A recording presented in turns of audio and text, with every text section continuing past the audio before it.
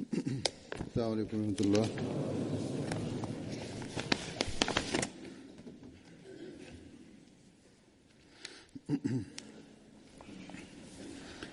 أشهد أن لا إله إلا الله وحده لا شريك له وأشهد أن محمدا عبده ورسوله أما بعد فأعوذ بالله من الشيطان الرجيم بسم الله الرحمن الرحيم الحمد لله رب العالمين الرحمن الرحيم مالك يوم الدين إياك نعبد وإياك نستعين اهدنا الصراط المستقيم صراط الذين أنعمت عليهم غير المغضوب عليهم ولا الضالين.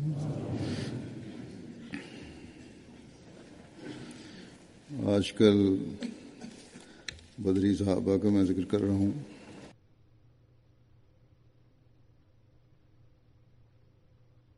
Bismillahirrahmanirrahim. Halifa mtukufu Yadhullah Ta'ala Mirasal Aziz anasema siku hizi naeleza kuhusu maswahaba wa Mtume sallallahu alaihi wa sallam.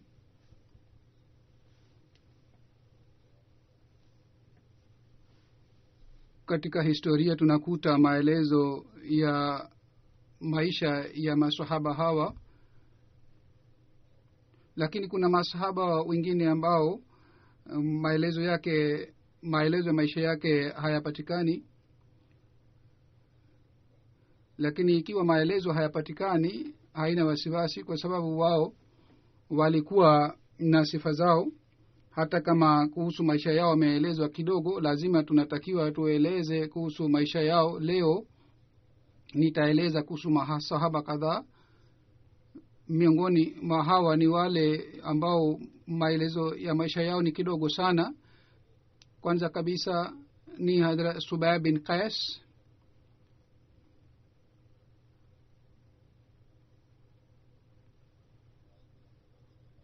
Wengine wamesema babu yake alikuwa anaitwa Aisha. Alikuwa Ansari na vile vile Khazraji.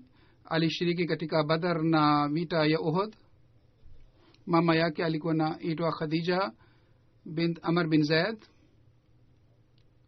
Alikuwa na mtoto mmoja alikuwa anaitwa Abdullah.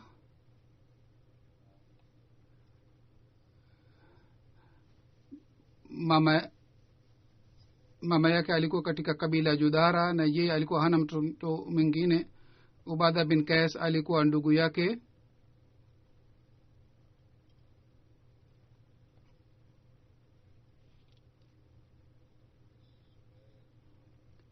Hadrat Subay alikuwa na ndugu yake moja aitwaye Zaid bin Qais.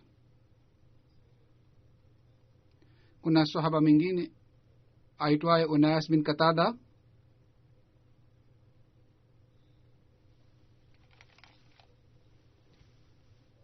Alifariki wakati wa vita ya Uhud. Wengine wanasema jina lake ni Anas, lakini jina lake sahihi ni Unais, si Anas. Muhammad bin Ishaq na Muhammad bin Umar, hao wote wawili wameandika jina lake Unais. Katika vita ya Badri alikuwa pamoja na Mtume sallallahu alaihi wasallam, na katika vita ya Uhud aliuawa katika njia ya Allah.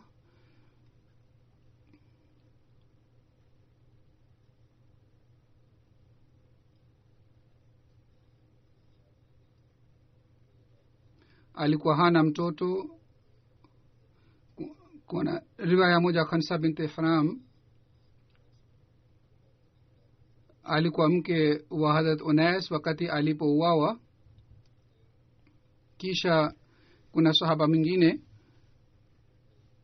Hazrat Mulayal bin Barbara.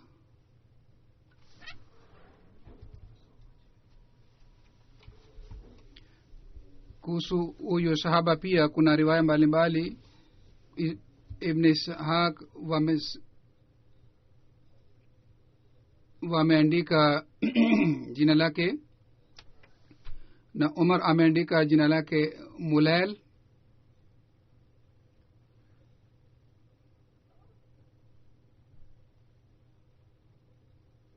Yani Abdul Karim haikutajwa.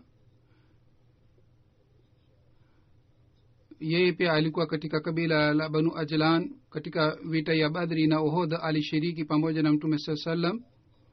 Katika watoto wake Zaid na Habiba ni watoto wake.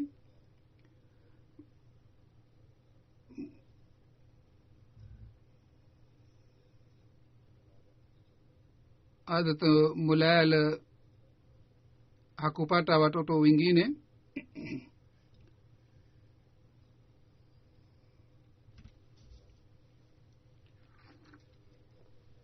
Katika riwaya moja imeelezwa kwamba katika vita ya Badri na katika vita ingine alishiriki pamoja na Mtume sallallahu alaihi wasallam.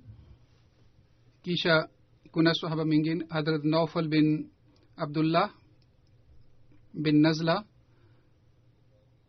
alifariki wakati wa vita ya Uhud. Wengine wamesema jina lake Naufal bin Salaba. alishiriki katika vita ya Badri na Uhud, na wakati wa vita ya Uhud aliuawa. Yeye alikuwa hana watoto. Kisha sahaba mwingine anaitwa Hazrat Badia bin Amr.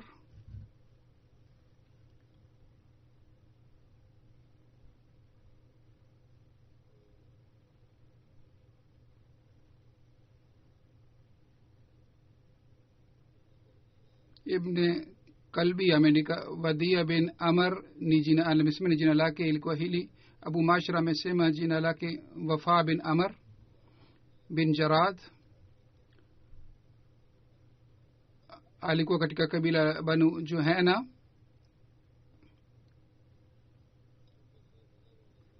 Katika vita ya Badri na Uhud alishiriki. Hadrat Rabia bin Amr alikuwa ndugu yake. kisha kuna sahaba mine Hazrat Yazid bin Munzir alikuwa katika kabila Banu Khazraj na alishiriki katika Bait Aqba. Mtume sallallahu alaihi wa alihi wasallam Yazid bin Munzir na Amr bin Rabia alifanya undugu katika hawa wawili. Alishiriki katika vita ya Badri na Uhud. Wakati alipofariki alikuwa hana mtoto. Ndugu yake Ma'qil bin Munzir pia alishiriki katika Bait Aqba na vita ya Badri na vita Uhud. kisha kuna sahaba min Hazrat Khaja. katika jina lake pia kuna ikhtilafu.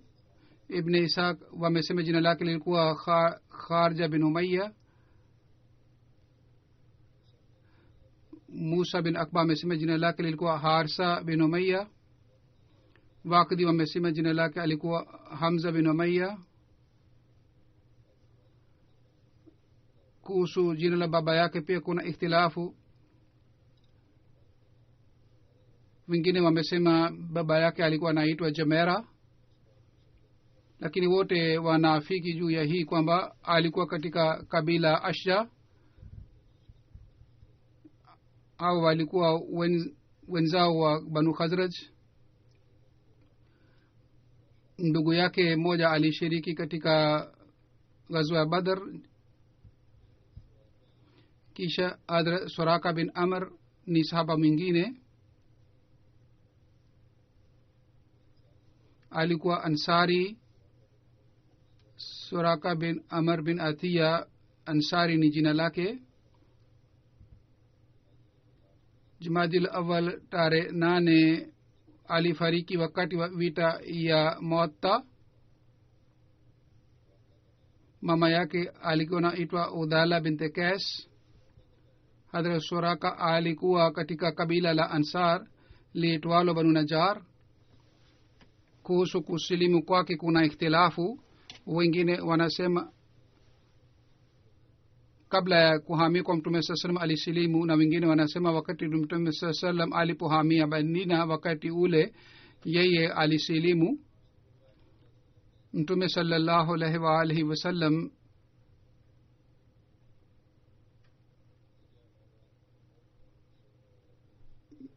Suraka bin Umar na sahaba mwingine alifanya ndugu katika hawa wawili. alishiriki katika vita Badri, Uhud, Khandak na Khaybar. wakati wa sulh Hudaybiyah alikuwa pamoja na mtume sallallahu alaihi wa alihi wasallam. Hadrat Suraka bin Amr alikuwa miongoni wa wale masahaba wenye bahati nzuri ambao walishiriki katika Bai'at Ridwan, lakini yeye alikuwa hana mtoto. huyu sahaba alifariki wakati wa vita Muatta tarehe 8 ya Hijiria. Hazrat Abad bin Qais ni sahaba mwingine. huyu pia alifariki tarehe Hijiria 8 wakati wa vita Muatta. kuhusu jina lake pia kuna ikhtilafu. wengine wanasema jina lake lilikuwa Ubada bin Qais bin Asher. vile vile jina la baba lake inaitwa Habasa pia. Hazrat Abad alikuwa baba mdogo wa sahaba huyo. Hazrat Abad alikuwa pamoja na mtume sallallahu alaihi wasallam katika vita mbalimbali, na wakati wa sulh Hudaybiyah pia alikuwa pamoja naye. na huyu sahaba alifariki wakati wa vita ya Muatta. kisha ni Abu Ziyah bin Sabit alifariki Hijiria 7. katika riwaya moja jina lake ni Umair bin Sabit. katika riwaya ingine jina lake ni Nu'man bin Sabit. alikuwa anajulikana kwa lakabu yake ni Abu Ziyah. katika Badri, Uhud na Hudaybiyah na Uhud alishiriki. katika vita ya Khaybar aliuawa. inaelezwa kwamba Myahudi moja alimshambulia na alikata kichwa chake, na kwa sababu hii alifariki. kisha ni Hazrat Ansa alifariki wakati wa vita ya Badri.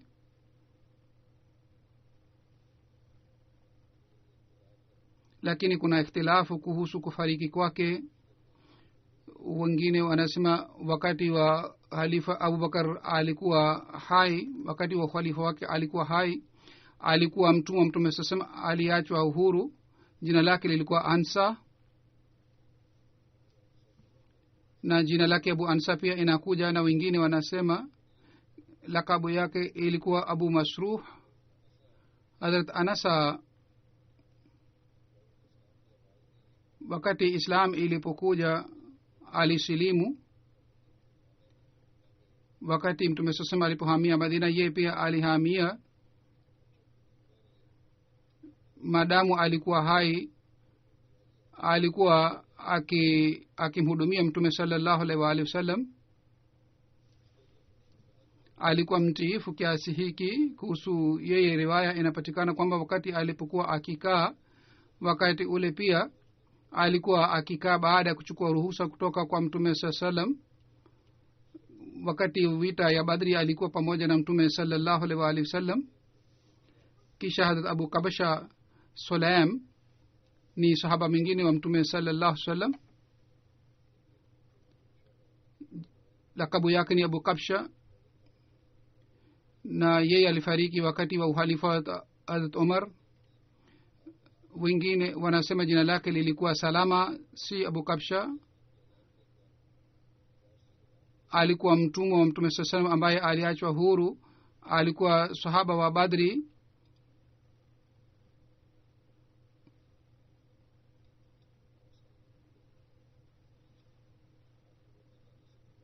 Kuhusu nchi yake na nasabu yake kuna riwaya mbalimbali. Wengine wanasema alikuwa kutoka Persia, Iran. Wengine wanasema alikuwa kutoka Maka. Alisilimu mwanzo wa Islam, na wakati mtume sallallahu alipohamia Madina pia yeye pia alihamia pamoja na mtume sallallahu. Alishiriki vita yote. Wakati Hazrat Abu Kabsha alipohamia Madina,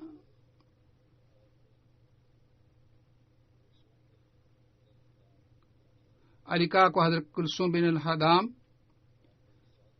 na kwa riwaya nyingine imeelezwa kwamba alikaa kwa Saad bin Khasma.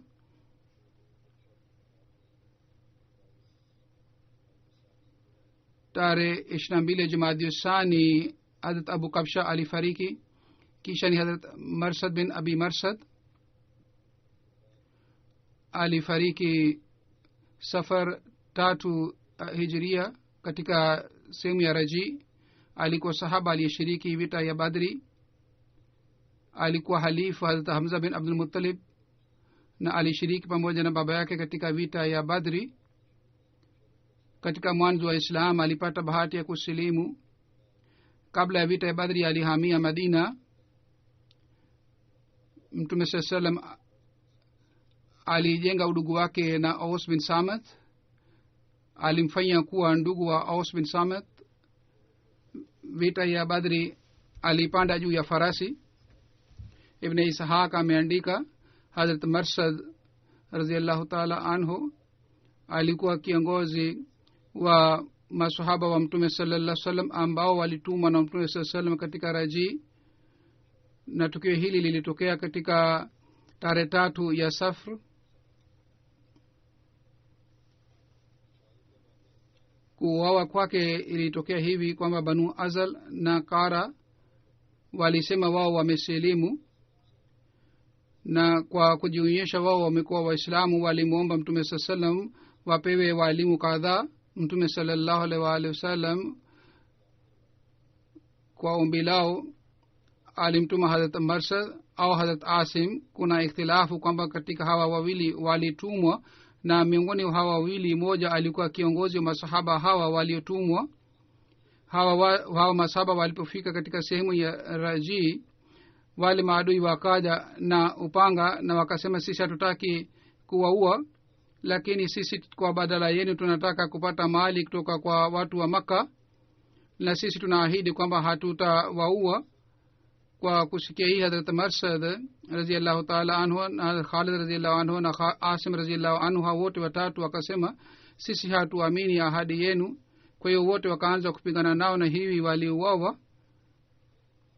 Kisha kuna sahaba mwingine Hazrat Abu Mursad bin Kanas bin As,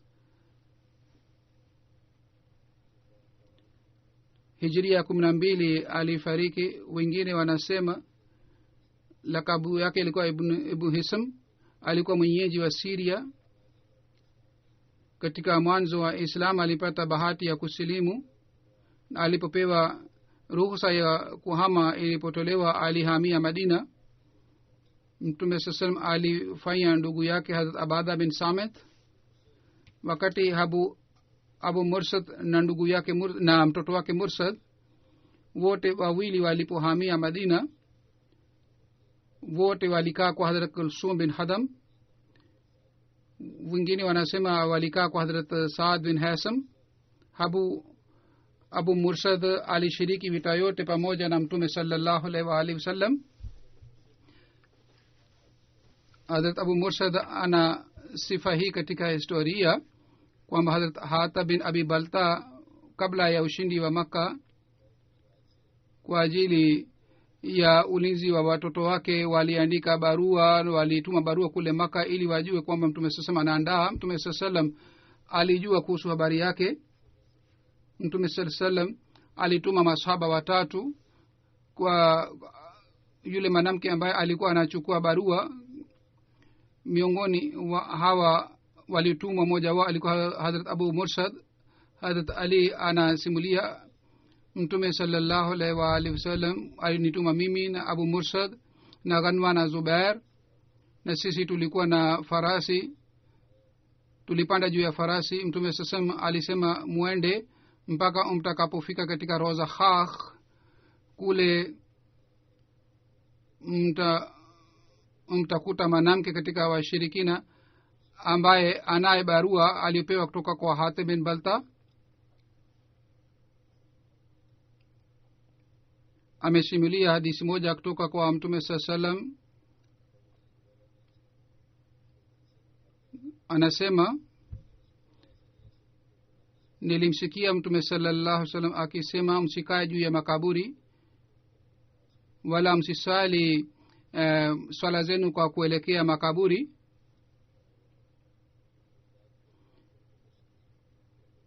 Alifariki wakati wa uhalifa wa Hazrat Abu Bakar Siddiq radhiyallahu ta'ala anhu katika umri wa miaka 66. Kisha kuna sahaba mwingine Hazrat Salih bin Qais alifariki hijiria 14.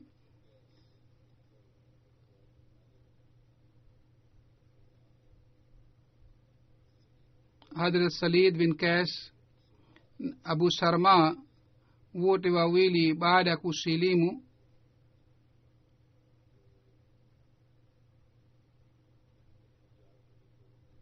walivunja masanamu ya familia Adi bin Najjar. Mtume sallam alipohamia Madina, wakati ule mtume sallam alipokaa katika ngamia yake na alikuwa anaingia Madina, kila kabila lilikuwa linataka mtume sallallahu alaihi wasallam akae kwake. Wakati ngamia yake ilipofika mbele ya nyumba ya Banu Adi Najjar, na hawa watu walikuwa wajomba wa mtume sallallahu alaihi wasallam, wakati ule Salid bin Qais, Abu Salid na Usaira bin Kharja wakajaribu kumzuia mtume sallallahu alaihi wasallam, lakini mtume sallallahu alaihi wasallam akasema kwamba acheni ngamia yangu, sasa yeye atakaa sawa na amri ya Mwenyezi Mungu. Hazrat Salid katika Badri na Uhud na Khandak na katika vita yote alikuwa pamoja na mtume sallallahu alaihi wasallam. Vita wakati wa Abu Bakar, Hazrat Umar radhiyallahu ta'ala anhu alifariki. Hazur anaeleza kuhusu sahaba mwingine ambaye ni Jazar, maana yake ni mtu mnene. Mtume sallallahu alaihi wasallam Hazrat Mujazzar alifanya ndugu na sahaba mwingine. Riwaya nyingine ni hivi, mtume sallallahu alaihi wasallam Hazrat Mujazzar na Hazrat Ukasha hawa wote mtume sallallahu alaihi wasallam alifanya ndugu wakati alipohamia Madina. Hazrat Mujazzar katika vita Badri na Uhud alishiriki. Ibn Ishaq ameeleza mtume sallallahu alaihi wasallam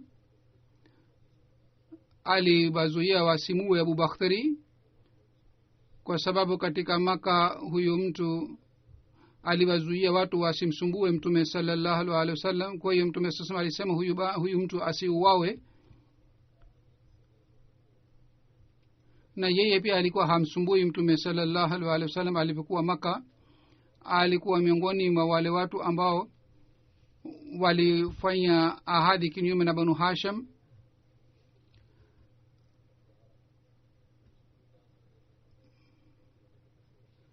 Masahaba walipokutana na Mujazzar wakasema mtume alitutuma ili tukuue. Mtu mmoja aitwaye Janaza bin Muleha aliyekuwa katika kabila la Banu Les, Abu Bakhtari jina lake alikuwa As.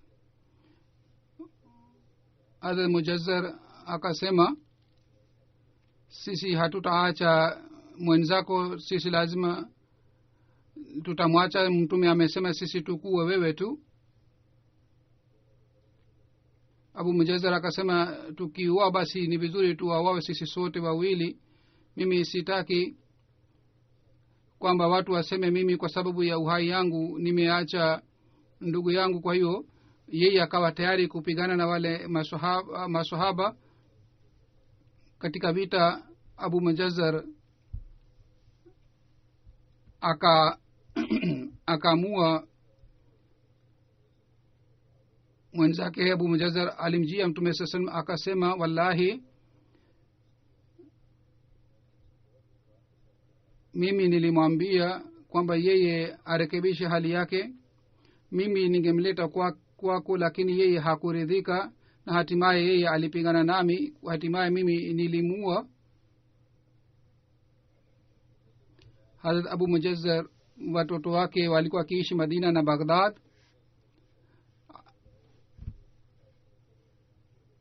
Mashahidi watatu waliozikwa katika kaburi moja, miongoni wa hawa ni Abu Mujazzar. Katika riwaya ingine imeelezwa hivi, Hazrat Anisa bint Adi alimjia Mtume sallallahu alaihi wasallam na akasema, ya Rasulullah sallallahu alaihi wasallam, mtoto wangu Abdallah ameuawa katika vita ya Uhud. Nataka nimzike mtoto wangu karibu na nyumba yangu ili mimi niwe karibu naye kila wakati. Mtume sallallahu alaihi akamruhusu. Vile vile aliamua kwamba pamoja na Hazrat Abdullah rafiki yake Hazrat Mujazzar pia wazikwe katika kaburi moja. Kwa wote ndugu wawili, marafiki wote wawili walitumwa Madina. Abdullah alikuwa mnene, Mujazzar alikuwa si mnene. Katika riwaya inapatikana kwamba wote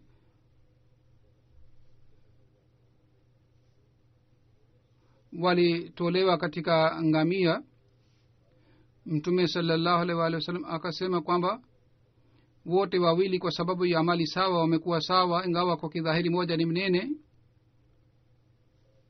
Kisha kuna sahaba mwingine Huzur anaeleza kuhusu yeye, alifariki wakati wa ukhalifa wa Umar radhiyallahu ta'ala anhu. Hazrat Hubab bin Munzir katika vita Badri, Uhud na Khaybar na vile vile katika vita ingine yote alishiriki pamoja na Mtume sallallahu alaihi wasallam. Katika vita Uhud alikuwa pamoja na Mtume sallallahu alaihi wasallam. Kuhusu huyo sahaba Hazrat Mirza Bashir Ahmad ameandika katika Sirat Khatam an-Nabiyyin, mahali ambapo makafiri walikaa, ile sehemu ilikuwa si sehemu muhimu. Khubab bin Munzir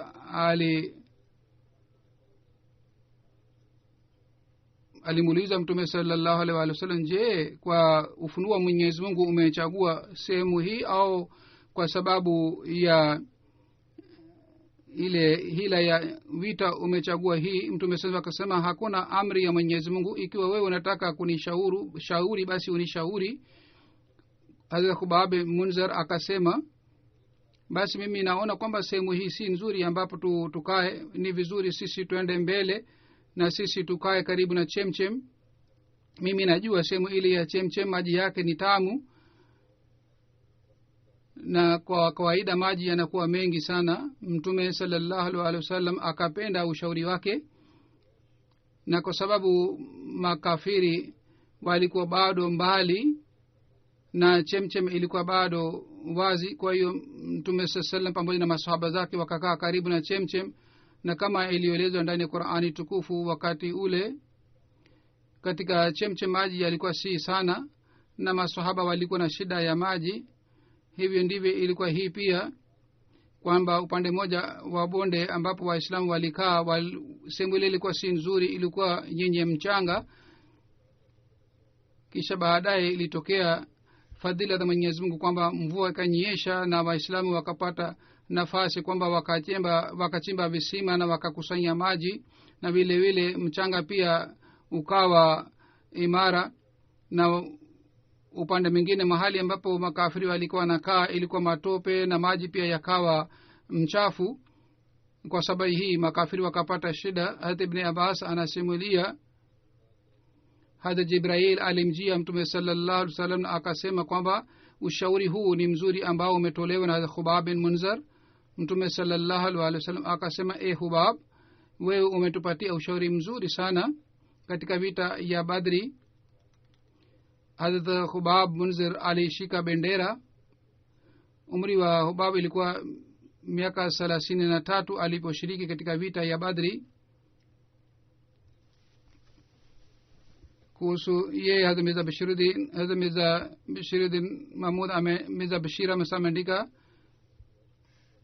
wakati Mtume sallallahu alaihi wasallam alipopata taarifa makafiri wamekuja karibu sana, Mtume sasa alimtuma sahaba wake Hazrat Khubab kwamba aende na ajue makafiri ni wangapi. Na Mtume sasa alimsihi, ikiwa unaona makafiri ni wengi, maadui ni wengi na ni hata wanaweza kuwa hatari kwa ajili ya Waislamu, basi ukirudi usieleze mbele ya watu wengi kwamba makafiri ni wengi sana, bali uniambie nikiwa peke yangu ili Waislamu wasivunjike moyo. Kwa hiyo Hubab akaenda polepole kwa kujificha, na baada kidogo akarudi baada ya kuleta taarifa, na akamwambia Mtume sallam hali ilivyokuwa.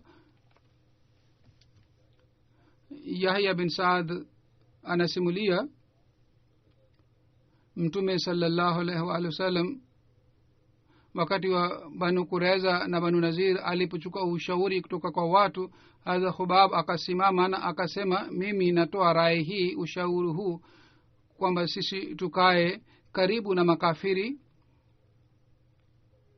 ili sisi tuweze kujua harakati za maadui na tuweze kuchunguza amali zao na vitendo vyao. Mtume sasema akafuata ushauri wake. Wakati wa Umar radhiyallahu ta'ala anhu alifariki,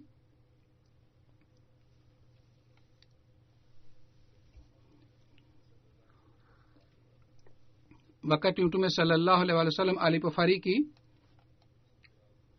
hali iliyokuwa inapatikana wakati ule, Hazrat Abubakar radhiyallahu ta'ala anhu aliwatuliza Waislamu kwa sababu hali ile. Tukio lake linapatikana hivi kwamba Hazrat Abubakar radhiyallahu ta'ala anhu alimsifu Mwenyezi Mungu na akasema, angalieni, sikilizeni, yule aliyekuwa ana mwabudu Muhammad ajue kwamba Muhammad amefariki bila shaka, lakini yule alikuwa ana maabudu Mwenyezi Mungu ajue kwamba Mwenyezi Mungu yupo hai na yeye hafi. Abubakar akasoma aya hii, innaka mayyitun wa innahum mayyituna, yani nyinyi mtakufa na wao pia watakufa. Kisha akasoma aya hii pia, wama Muhammadun illa rasul qad khalat min qabli rusul afai mata uqtilan qalabtum ala aqabikum wa man yanqalib ala aqibaihi falan yazurru Allah shay'a wa yajzillahu shakirina.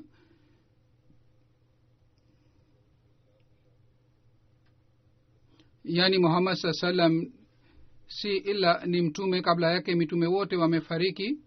Je, ikiwa Mtume sallallahu alaihi wasallam anafariki au anauawa, je nyinyi mtarudi katika visigino vyenu? Na yeyote ambaye anarudi basi hawezi kumdhuru Allah. Bila shaka Mwenyezi Mungu anawapatia ujira wanaoshukuru. Suleiman anasema kwa kusikia hutuba hii watu walilia sana. Suleiman anasema Ansar walikusanyika katika nyumba ya Bani Saada na wakasema, tunatakiwa tuwe amiri moja kati yetu na amiri moja kati yenu. Abubakar, Umar bin Khattab, Abu Ubaida bin Jarrah walikuja kule. Hazrat Umar alikuwa karibu kusema kitu fulani, lakini Abubakar alimnyamazisha. Hazrat Umar anasema, ikiwa nilitaka kusema maneno kadhaa kwa sababu nilitayarisha hutuba, nilikuwa na hofu kwamba Abubakar labda hataweza kuzungumza kama mimi nitazungumza, lakini baadaye Hazrat Abubakar akatoa hutuba, lakini hutuba yake ilikuwa yenye fasaha sana. Katika hutuba yake Hazrat Abubakar akasema, sisi ni amir, nyinyi ni waziri. Kwa kusikia hii Khubab bin Munzir akasema kwamba hapana, sio hivyo. Khubab bin Munzir kwa kusikia hii, sio hivyo, wallahi sio hivyo, sisi hatutafanya hivi. Amiri moja atakuwa kati yetu na amiri moja atakuwa kati yenu, yani katika Quraysh na katika Ansar watakuwa maamiri wawili. Hazrat Abubakar radhiyallahu ta'ala anhu akasema, hapana, haiwezi kuwa hivi. bali sisi ni amir, ninyi ni mawaziri.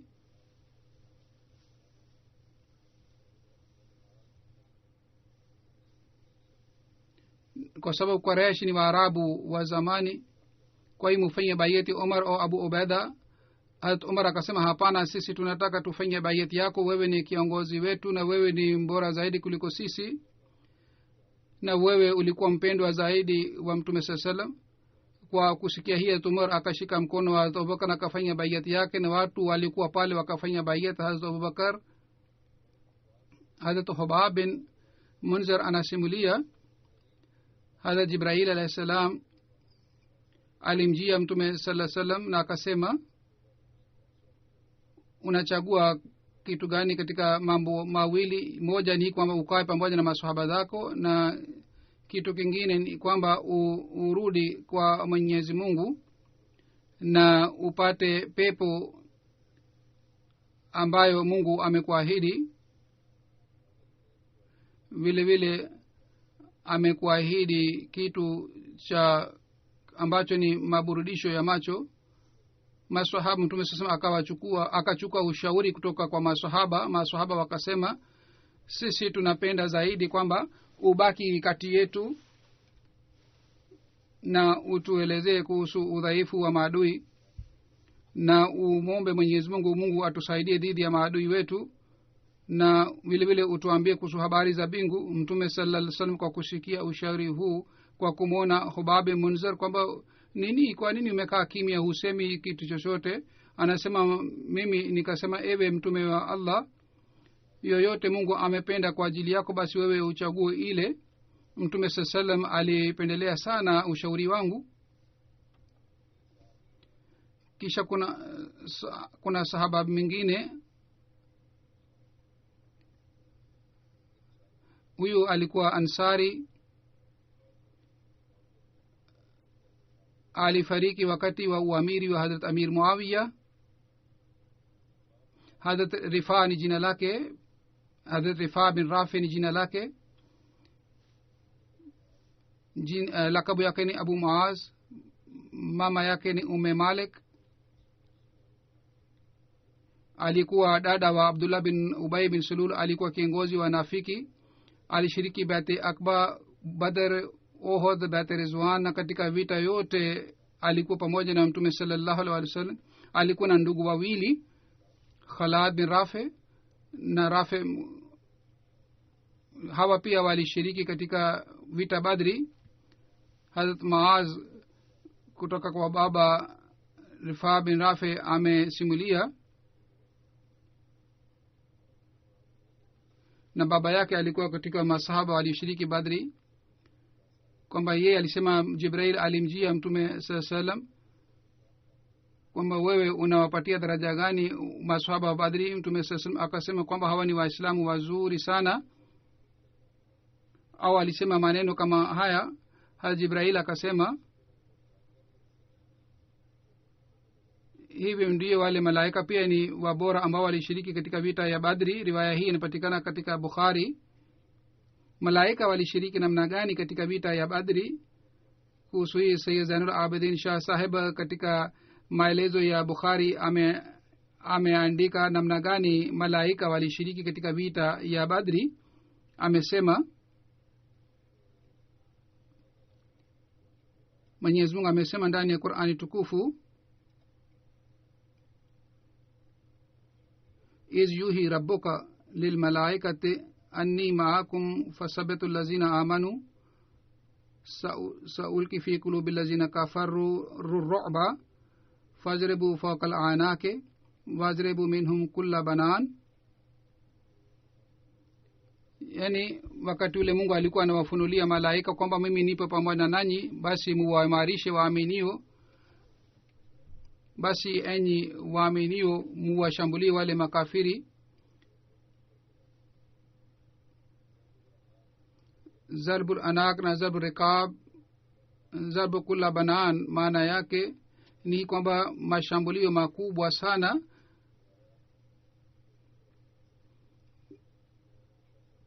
Shah Sahib anasema katika riwaya hii inaelezwa kwamba malaika walikuwa wanapatikana, yani wao walipatikana katika sura ya mukashfa.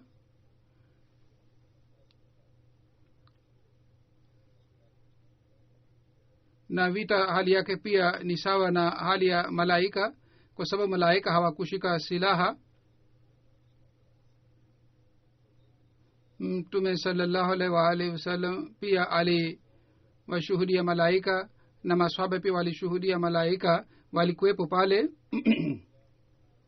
namna gani malaika wanapigana? Kuhusu hii Shah Saheb anasema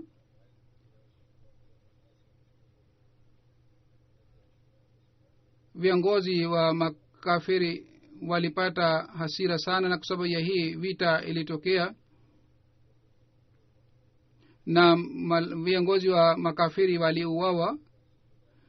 Malaika hawapigani kama sisi tunapigana, bali kupigana kwao ni tofauti. Wakati wa vita ya Badri,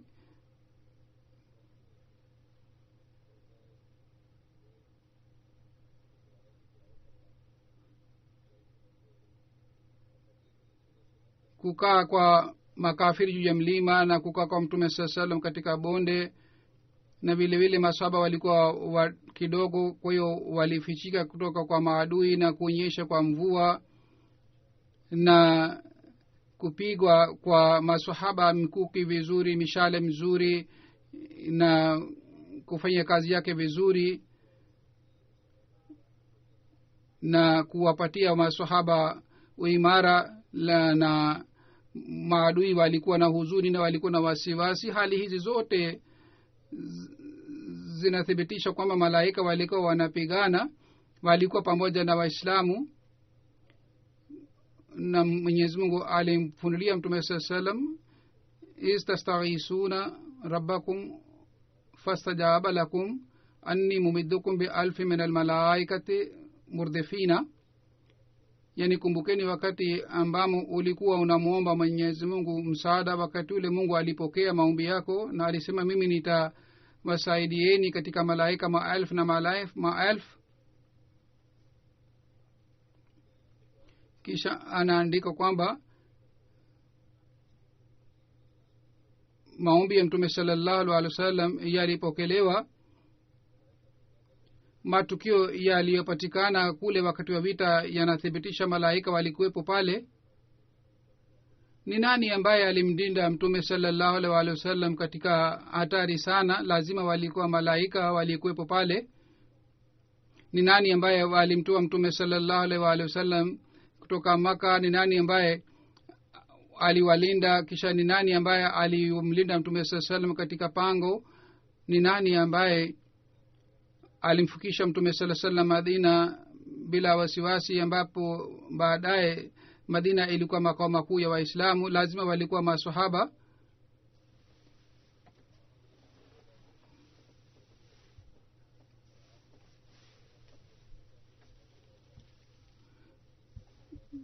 Kisha malaika waliendelea kumpitia Hadhrat Ibn Abbas Mtume sallallahu alaihi wasallam kuhusu harakati za Quraishi, na kazi yote malaika walikuwa wanafanya. Kwa hiyo matukio haya yote yanathibitisha malaika walikuwa wanafanya kazi.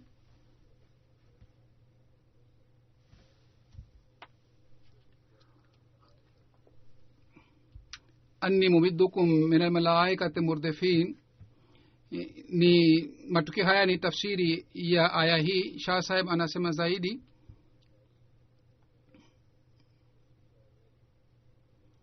nimesoma Bukhari Sharif kutoka kwa Hazrat Hakim Maulana Nuruddin Saheb, hivyo ndiyo nimesoma Qur'an tukufu pia kutoka kwake. Hazrat Khalifatul Masih al-Awwal kuhusu malaikatullah alikuwa akisema, Nuruddin pia amepata bahati ya kuongea na malaika.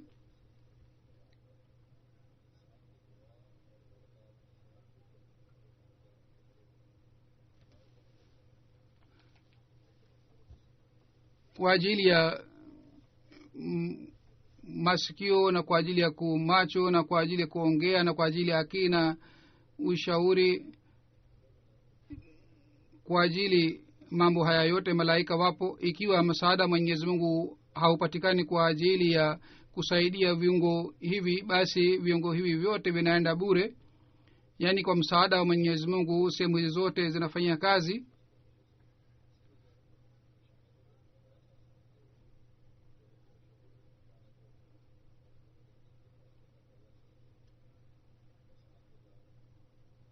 Mtu anaweza kupigana vizuri wakati sehemu hizi zote zinafanya kazi vizuri. yaani mtu anaweza kuona vizuri na kusikia vizuri na kupanga vizuri mpango.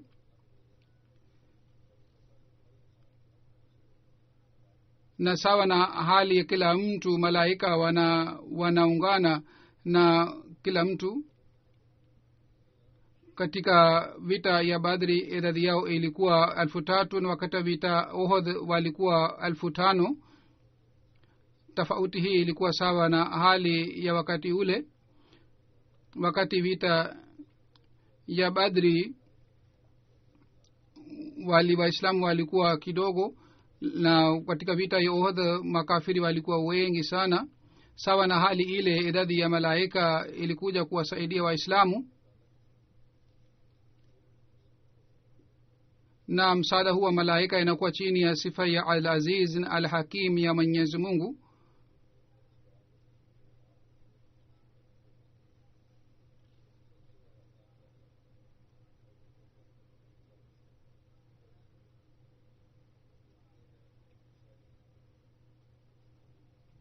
Hazur anasema kwamba haya ni maelezo ya kuhusu kupigana wa malaika wa Mwenyezi Mungu wakati walipotumwa. Si maana yake ilikuwa hii kwamba malaika walikuwepo pale walikuwa wanapigana na makafiri.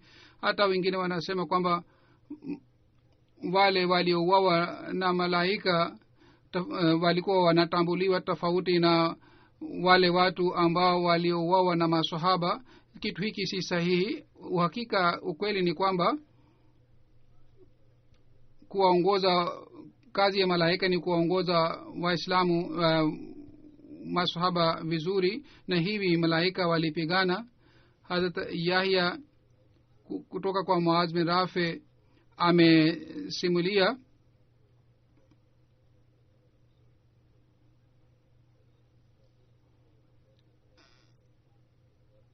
Hazrat Rafi kutoka kwa mtoto wake Hazrat Rufa alikuwa akisema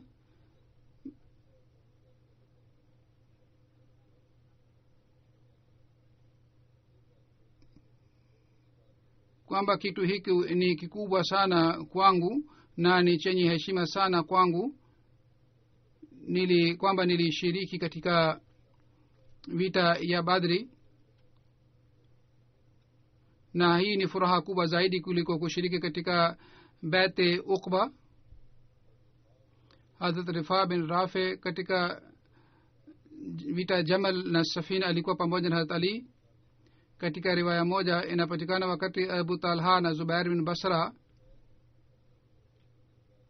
walipotoka pamoja na masahaba, mke wa Abbas bin Abdul Muttalib alimfahamisha Ali kwamba watu wengine wametoka kwa ajili ya kupigana. Ali akasema kwamba watu walimshambulia Uthman na walifanya bayati yangu, na mimi sikulazimisha wao wafanye bayati yangu. Talha na Zubair pia walifanya bayati yangu, na sasa wao wametoka pamoja na maswahaba upande wa Iraq. Kwa kusikia hii, Rufa bin Rafi akasema wakati Mtume sasa alipofariki, wakati ule tulikuwa tukidhani sisi Ansar ni wenye haki zaidi wa uhalifa kwa sababu tulimsaidia Mtume na sisi tuna daraja kubwa katika dini, lakini nyinyi mlisema kwamba nyinyi wahamiaji ni awalin, na sisi tulikuwa marafiki wa Mtume sallallahu alaihi wasallam, tulikuwa karibu naye, na sisi tunawakumbusheni kuhusu Mungu. Kwa hiyo nyinyi msipigane nasi katika uhalifa, na nyinyi vizuri mnajua kwamba sisi tuliacha hiyo cheo cha uhalifa, yani hatukuendelea kujadili kuhusu uhalifa, bali tulifanya bayati yenu na tulikubali nyinyi ni mahalifa. Sababu yake ilikuwa hii, wakati sisi tuliposhuhudia kwamba haki inafuatwa na kitabu cha Mungu inafuatwa na sunna ya Mtume sallallahu inafuatwa, wakati ule sisi tulikuwa hatuna njia nyingine isipokuwa hii kwamba sisi tuafiki pamoja nanyi, kwa sababu tulikuwa hatuhitaji kitu kingine zaidi ya hii. Tulifanya bayati yenu na sisi hatukurudi nyuma. Sasa hawa watu wamekuwa maadui na wewe ni bora zaidi kuliko hawa watu, basi utuamuru unasema nini, sisi tufanye nini? Katika hali Hajraj akaja na akasema, ewe Amirul Mu'minin, tunatakiwa tuchukue hatua kabla hatujapata hatari. Mimi sitapata utulivu ikiwa mimi nitakuwa na hofu ya mauti. Enyi maansar, mumsaidie Amirul Mu'minin mara ya pili wakati mlimsaidia Mtume sallallahu mara ya kwanza. Wallahi msaada huu mara ya pili utakuwa sawa sawa na msaada wa kwanza, isipokuwa msaada wa kwanza ni bora zaidi kuliko msaada wa pili. Huyu sahaba alifariki wakati wa Amir Muawiya, wakati alipokuwa amir. Hazur anasema kwamba katika hotuba iliyopita nilieleza kuhusu tukio moja, nataka kueleza zaidi kuhusu tukio moja. Hazrat Ammar, kuhusu yeye nilieleza. Amr bin As alisikitika sana kwa sababu ya kifo chake, kwa sababu aliwahi kusikia Mtume anasema Ammar bin Yasir atauawa na watu wafasiki, na Amr bin As alikuwa upande wa Amir Muawiya, na waliomuua Hazrat Ammar walikuwa wanajeshi wa Hazrat Amir Muawiya. Wengine wanauliza swali kwamba wakati hawa wafasiki walikuwa wakosefu, kwa nini tunawataja kwa heshima sana? Na hata Amir Muawiya pia anapewa heshima sana katika vitabu vya jumuiya. Hazur anasema kitu cha kwanza ni kwamba daraja waliopata masahaba si jukumu letu tu useme kwamba huyu atasamehewa na huyu atasamehewa. Wao walikuwa na cheo kikubwa sana. Kwa sababu ya kosa lolote tukio hili lilitokea, hali yake ni juu ya Mwenyezi Mungu. Sisi hatuhitaji tuingilie na tutoe rai yetu. Na maswali ya aina hii yalikuwa yanapatikana katika wale watu walikuwepo wakati ule. Lazima watakuwa wanafanya maombi wakati ule kwamba hawa wote ni masahaba lakini wanapigana wenyewe kwa wenyewe. Lazima watakuwa wanaomba msaada na mwongozo kutoka kwa Mwenyezi Mungu, na Mungu lazima alikuwa anawaongoza. Riwaya moja inapatikana, Abu Zura anasema Amr bin Sharabil Abu Maisara alikuwa mwanafunzi wa Abdullah. Aliona katika ndoto kuna bustani, na katika bustani ile kuna mahema kadhaa. Katika hema ile alikuwa Ammar bin Yasir, na vile vile kulikuwa mahema mengine. Abu Maisara akauliza kwamba hii imetokea vipi, kwamba haya walipigana duniani lakini hapa tuko pamoja, wako pamoja. Jibu lilipatikana kwamba hawa masahaba walimkuta Mwenyezi Mungu mwenye ghufira kubwa sana. Kwa hiyo sasa hawa wote wamekuwa pamoja katika bustani moja. Basi mambo haya ni juu ya Mwenyezi Mungu.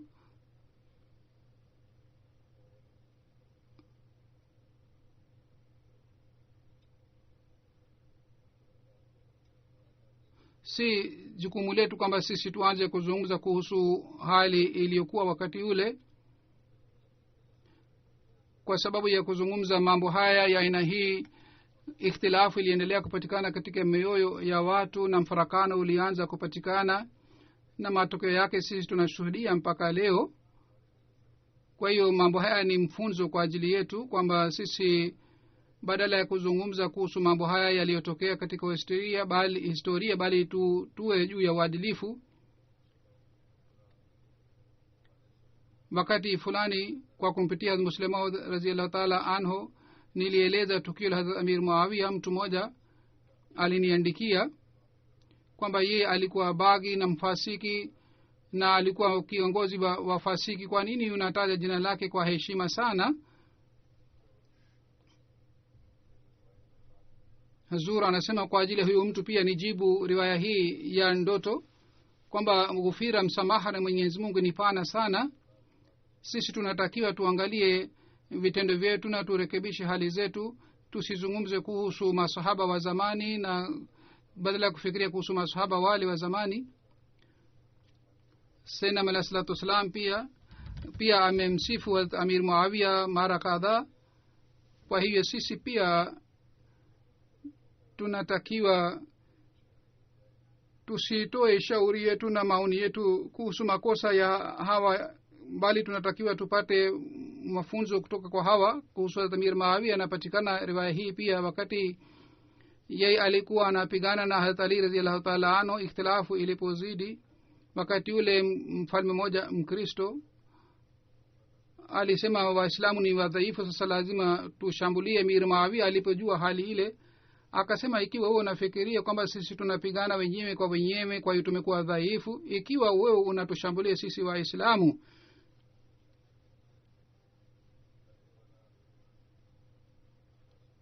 mimi nitakuwa mtu wa kwanza ambaye atapigana chini ya bendera ya Hazrat Ali radhiyallahu ta'ala anhu. Kwa hivyo wewe usijaribu, usifanye ujasiri kushambulia Waislamu. Hazur anasema Mwenyezi Mungu atujalie sisi tuweze kuwa pamoja na tuweze kupata maendeleo katika mema. Amin.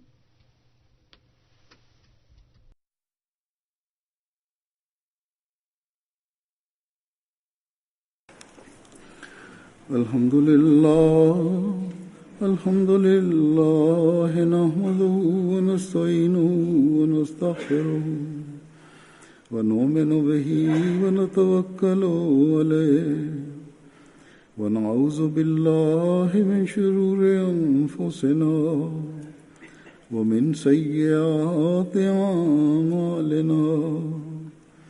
من يهده الله فلا مضل له ومن يضلل فلا هادي له ونشهد أن لا إله إلا الله ونشهد أن محمدا عبده ورسوله.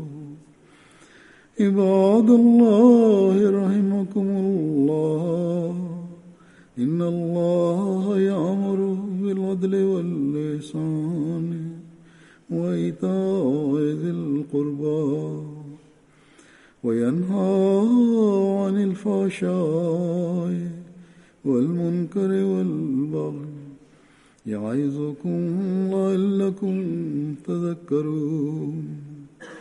اذكروا الله يذكركم وادعوه يستجب لكم ولذكر الله أكبر.